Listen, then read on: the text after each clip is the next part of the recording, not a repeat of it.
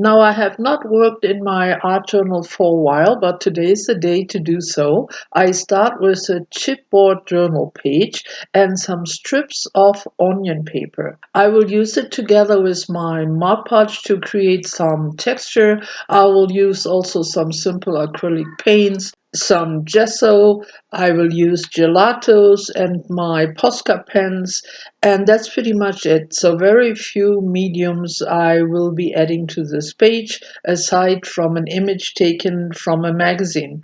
So from here on, I'll let you enjoy some music and I will talk to you towards the end.